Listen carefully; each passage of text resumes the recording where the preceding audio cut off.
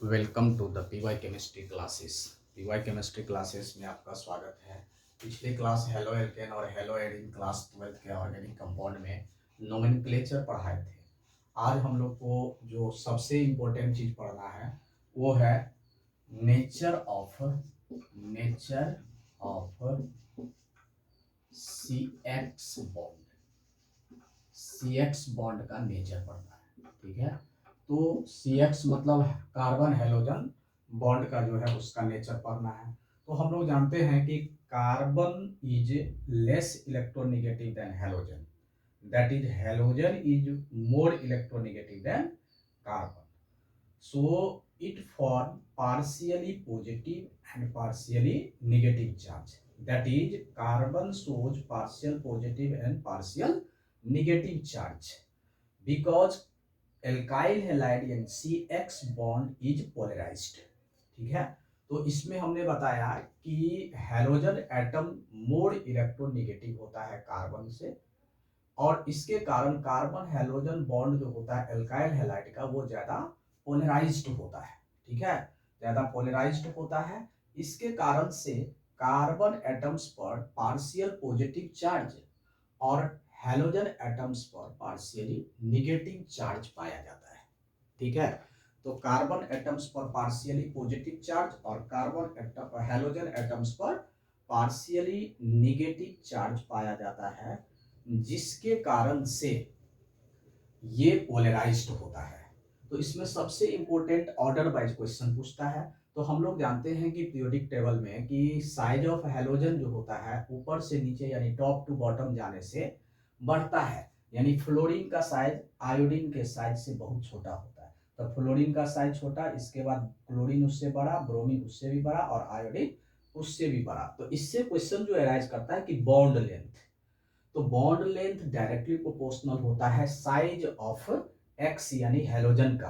यानी हम लोग कह सकते हैं कि एल्काइल हैलाइड में हेलोजन ग्रुप जो डालेंगे तो फ्लोरीन का साइज सबसे छोटा और आयोडीन का साइज सबसे बड़ा होगा। तो अर्थात हम लोग कह सकते हैं कि बॉन्ड लेंथ जो होता है वो एल्काइल फ्लोराइड का ज्यादा होगा, जबकि एल्काइल क्लोराइड का उससे मतलब कम होगा, और एल्काइल क्लोराइड का उससे ज्यादा, और एल्काइल ब्रोमाइड का सबसे ज्यादा, और एल्काइल आयोडाइड का सबसे ज्यादा। जैसे मिथाइल फ्लोराइड लेते हैं, मिथाइल क्लोराइड लेते हैं, मिथाइल ब्रोमाइड और मिथाइल आयोडाइड, तो उसमें सबसे छोटा जो बॉन्ड लेंथ है वो मिथाइल क्लोराइड का है, और सबसे बड़ा बॉन्ड लेंथ जो है वो मिथाइल आयोडाइड का है। समझे बात को। तो इसमें जो है हम लोग को इसके बाद नेक्स्ट इसका एक और आता है, वो है बॉन्ड इंथैल्पी। बॉन्ड इंथैल्पी भी डायरेक्टली प्रोपोर्शनल होता है हाइड्रोजन का साइज का, इससे भी क्वेश्चन आता है। तो अब इसमें जैसे फ्लोरीन है तो बॉन्ड इंथैल्पी सबसे ज्यादा एल्काइल फ्लोराइड का होगा, सबसे कम इससे ज्यादा होगा किसका, तो एल्काइल क्लोराइड का, और उससे कम जो होगा उससे भी ज्यादा होगा वो ब्रोमाइड का, और उससे भी ज्यादा होगा आयोडाइड का। इसका मतलब ये हुआ कि बॉन्ड इंथैल्पी फ्लोराइड में सबसे कम और आयोडाइड में सबसे ज्यादा हुआ, ठीक है। जैसे मिथाइल फ्लोराइड सबसे कम, मिथाइल आयोडाइड सबसे ज्यादा। तो अर्थात हम लोग कह सकते हैं कि बॉन्ड इंथैल्पी मिथाइल फ्लोराइड में कम, उससे ज्यादा मिथाइल क्लोराइड में, उससे भी ज्यादा होगा तो मिथाइल ब्रोमाइड में, और सबसे ज्यादा होगा वो मिथाइल आयोडाइड में। लेकिन इसका दोनों का जस्ट अपोजिट होता है डायपोल मोमेंट। डायपोल मोमेंट में सबसे अधिक पोलराइज्ड जो करता है वो फ्लोरीन करता है। तो dipole moment is inversely proportional to size of X, यानी एक्स का इनवर्स होता है, यानी हेलोजन एटम का के साइज का इनवर्स होता है डायपोल मोमेंट। तो हम लोग कह सकते हैं कि सबसे ज्यादा डायपोल मोमेंट जो होगा वो किस में होगा, तो फ्लोरीन में, क्योंकि फ्लोरीन का साइज छोटा होता है। तो फ्लोरीन का साइज छोटा होगा तो सबसे ज्यादा डायपोल मोमेंट होगा फ्लोराइड वाले में, यानी एल्काइल फ्लोराइड में, और सबसे कम डायपोल मोमेंट होगा एल्काइल आयोडाइड में। यानी ये दोनों का अपोजिट चलता है, वो डायरेक्टली प्रोपोर्शनल है, ये इनवर्सली प्रोपोर्शनल है। अर्थात हम लोग कह सकते हैं कि म्यू जो होगा, एग्जाम्पल में अगर देखा जाए तो डायपोल मोमेंट म्यू, म्यू सबसे ज्यादा किसका होगा, वो होगा मिथाइल फ्लोराइड का, और उससे किसका, तो क्लोराइड का। उससे कम किसका, तो ब्रोमाइड का। उससे भी कम होगा मिथाइल आयोडाइड का। तो ये हमारा था नेचर ऑफ CX बॉन्ड। अब जो हम लोग को पढ़ाई करना है वो प्रिपरेशन ऑफ हेलो एल्केन। ठीक है। तो प्रिपरेशन ऑफ हेलो एल्केन, तो प्रिपरेशन ऑफ हेलो एल्केन में हम लोग सबसे पहले किसके बारे में पढ़ेंगे, तो अल्कोहल से कैसे हेलो एल्केन बनाते हैं या हेलो एरीन को बनाते हैं। तो ठीक है, तो इसमें जो हम लोग को पढ़ाई करना है अब वो प्रिपरेशन, ठीक है, preparation of haloalkane, R X को हम लोग कहते हैं हेलो एल्केन और ए आर एक्स को कहते हैं हेलो एरीन, ठीक है। तो प्रिपरेशन ऑफ हेलो एल्केन जिसको हम हेलो एल्केन आर एक्स कहते हैं और हेलो एरीन कहते हैं आर ए आर एक्स को, ठीक है। इसमें सबसे पहले जो हम लोग को पढ़ना है वो है फ्रॉम, किससे, तो अल्कोहल से, यानी सबसे पहले अल्कोहल से बनाएंगे। तो अल्कोहल में भी वन बाय वन हम लोग को इसका प्रिपरेशन करेंगे। तो वन बाय वन जो इसका प्रिपरेशन करेंगे तो सबसे पहले इसका क्या होगा, ए नंबर, ठीक है। Alcohol reacts with hydrogen chloride in the presence of ZnCl2। तो अल्कोहल को हाइड्रोजन क्लोराइड के साथ हम लोग ZnCl2 जिंक क्लोराइड के उपस्थिति में अगर हम लोग रिएक्शन करेंगे तो H और OH मिलकर के वाटर बना देगा और RCl जुट जाएगा, ठीक है, वाटर हो गया। इसको कहते हैं क्लोरो एल्केन, यानी हेलो एल्केन मतलब क्लोरो एल्केन, ठीक है। अब जैसे इसका एग्जांपल इसका देखिए, तो एग्जांपल में हम लोग लेंगे मिथाइल अल्कोहल या जिसको हम लोग मेथेनॉल भी कहते हैं, मिथाइल अल्कोहल को मेथेनॉल भी कहते हैं। इसमें डालेंगे ZnCl2 के प्रेजेंस में, तो इसमें भी क्या होगा CH3Cl प्लस वाटर होगा, ठीक है। क्यों, क्योंकि ये plus OH minus H plus Cl minus, तो प्लस माइनस जो है वो निकल करके इसमें इसका नाम हो जाएगा मिथाइल क्लोराइड। क्या नाम हो जाएगा, मिथाइल क्लोराइड नाम हो जाएगा। तो ये हमारा क्या है, तो अल्कोहल को हम लोग क्या किए, हाइड्रोजन हैलाइड के साथ रिएक्शन किए, यानी HX यानी HCl यानी जिसको हाइड्रोक्लोरिक एसिड के साथ रिएक्शन किए, तो इसमें हमको क्लोरो एल्केन का फॉर्मेशन हुआ। अब जो इसका दूसरा नंबर है बी नंबर, अल्कोहल से अल्कोहल में है वो बी नंबर है। वो बी नंबर में हम लोग क्या करते हैं कि alcohol reacts with NaBr, alcohol reacts with NaBr, इसमें हम डालते हैं प्रेजेंस ऑफ H2SO4, ठीक है। तो इसमें भी क्या हो जाएगा OH minus Na plus Br minus और R प्लस, तो NaOH निकल जाएगा। तो क्या हो जाएगा RBr प्लस RBr के बाद NaOH हो जाएगा, जिसका नाम है ब्रोमो एल्केन। इसका नाम क्या है, ब्रोमो एल्केन। तो ब्रोमो एल्केन के जो है अपने फॉर्मेशन किया। अब इसी का एग्जांपल देखिए, मिथाइल लीजिए, इथाइल लीजिए, मेथेनॉल प्लस सोडियम ब्रोमाइड, इसका नाम क्या है सोडियम ब्रोमाइड, ठीक है। इसको हम लोग वही H2SO4 के प्रेजेंस में किसी किसी में क्या होता है एग्जांपल में H2SO4 के साथ रिएक्शन भी किया जा सकता है, ठीक है, NaBr विथ H2SO4, लेकिन हम लोग इसका शॉर्टली बताए हैं कि NaOH निकलेगा और CH3Br मिथाइल ब्रोमाइड प्लस क्या हो जाएगा NaOH निकल जाएगा, इसका नाम हो जाएगा मिथाइल ब्रोमाइड या ब्रोमो मेथेन, ठीक है, ब्रोमो मेथेन जो नोमेनक्लेचर में हम लोग पढ़ चुके हैं। तो ये हमारा दूसरा तरीका हुआ अल्कोहल से। इसके बाद जो है नेक्स्ट जो है तरीका वो हो जाएगा मतलब हैलोजन मतलब फास्फोरस हैलाइड, ठीक है। तो फास्फोरस हैलाइड जो होता है वो 3 होता है, ठीक है। तो 3 होता है, सॉरी 2 होता है। उसमें कौन कौन सा होगा फास्फोरस हैलाइड, तो अब जैसे देखिए, तो इसमें C नंबर में लिखेंगे कि phosphorus halide reacts with alcohol to form haloalkane, to form haloalkane।